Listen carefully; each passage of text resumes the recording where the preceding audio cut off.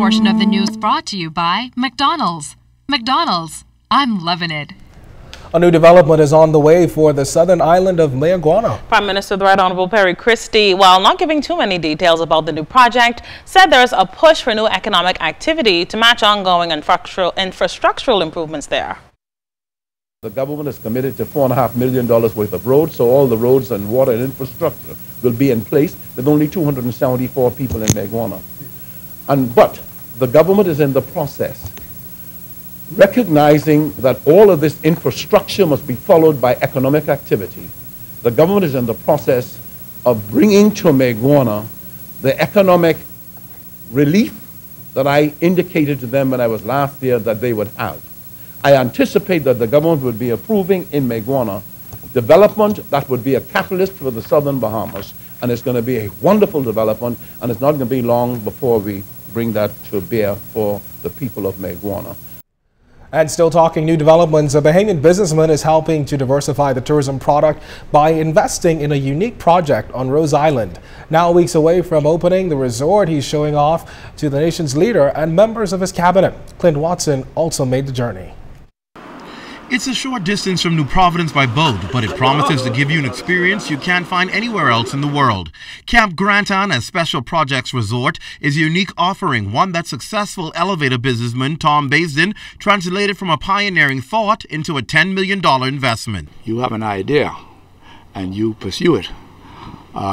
Certainly you're going to need some money, but it's the idea, and that, go get it. Go do it. Make it happen. The resort offers a simple boutique-style facilities that groups internationally or locally, like church and political groups, can rent for any length of time. In fact, Basin says the entire facility is set up to be rented to a group rather than the usual rent-a-room concept. By special projects, I mean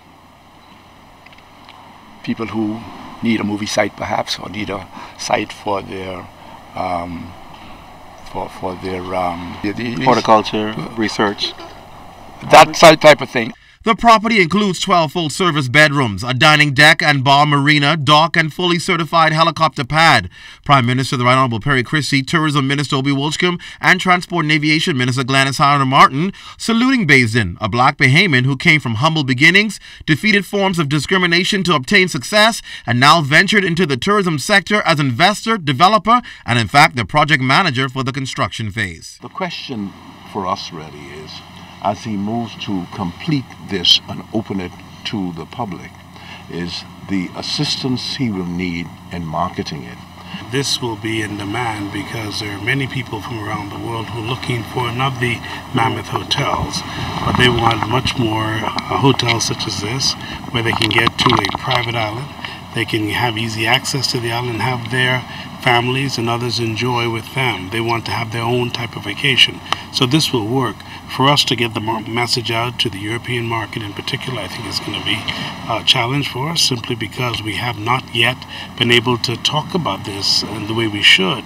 And so now we're going to begin the process. It shows, first of all, one, that we have a beautiful country, and secondly, that Bahamians are able to become empowered into the economy in a significant way. Now, there are just a few minor things that are left to be completed here on the property in order for the opening date. That's been set for November of this year. On Rose Island, Clint Watson, ZNS Network News. In news from the courts, a convicted murderer learned his fate today after jurors found him guilty of killing his former girlfriend. Frank Carey was in court today for the judgment when it was handed down. A judge has sentenced 40-year-old taxi driver John Adderley to 28 years behind bars for killing his former girlfriend, the mother of his child, and Uriah McPhee primary school teacher Janice Adderley back in 2011.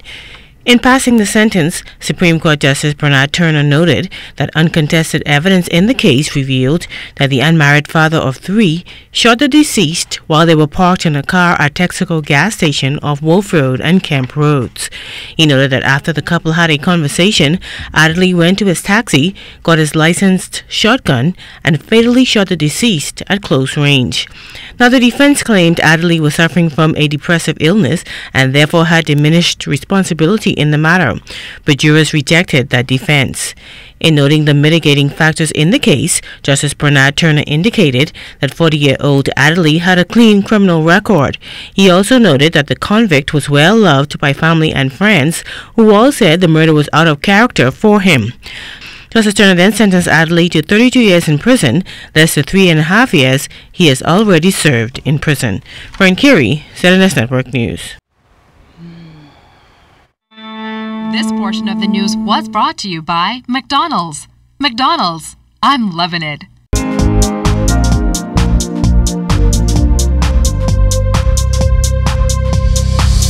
This is your Royal Fidelity Business News. I'm Charisma Robinson.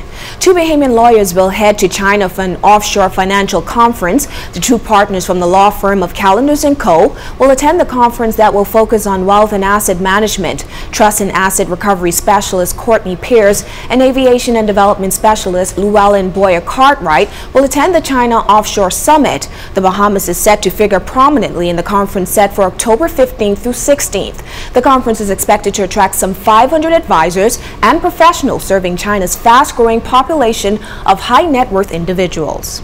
In other business news, Frontier Airlines has officially applied for government approval for service between Dulles International and Nassau and Trenton, New Jersey and Nassau. The service is set for 4 times a week on both routes.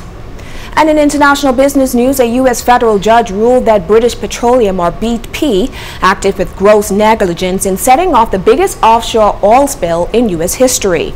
That ruling, handed down today, was a long-awaited decision that may force the energy company to pay billions of dollars more for the 2010 Gulf of Mexico disaster. The judge held a trial without a jury over who was at fault for the environmental catastrophe. The oil spill killed 11 people and spewed oil for almost 3 months into waters that touched the shores of 5 states and devastated fishing and tourism industries in several Gulf Coast states.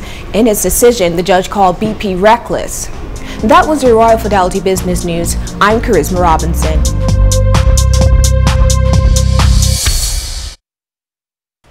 More and more cases of suicides and reported suicides have been reported in recent years. It's an issue that's becoming a concern for officials at Sandilands Rehabilitation Center who have responsibility for treating patients with mental illness. Well, officials spoke with our Janana Ferguson today on those seemingly developing trends and how you can help persons who may be in need of serious help.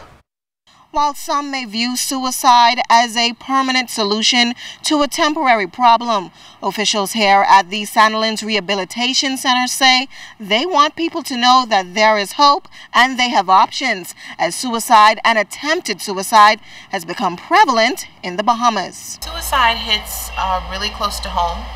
A lot of people are not aware of what suicide signs are. When it happens, they kind of say it happened out of the blue. You don't hear it sometimes because it's kind of kept underneath the covers and so forth. People don't want to talk about it. But because of the field that I'm in, we hear about it quite often. Now, there have been 3 suicides and a number of reported attempted suicides this year. Clinical psychologist Dr. Tracy King and Dr. Siobhan Lightfoot says there are a number of contributing factors for each case. The economy has been declining over the last several years, and so financial strain tends to be a higher issue nowadays. So that can also lead to that suicidal ideation of, I can't find a job, the hopelessness, I won't be able to pay my bills. But there's also that financial strain creates emotional relationship issues. And that can also lead to my partner left me, you know, things are not going to get better. Dr. Lightfoot says mental illness is a real problem, and because of its stigma, Bahamians don't pay much attention to it.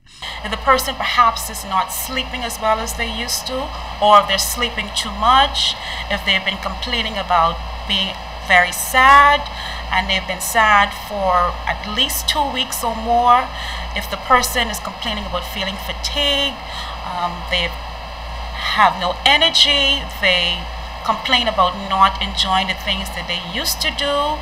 I think it's important to pay attention to those things and to really direct the individual to where they can seek help.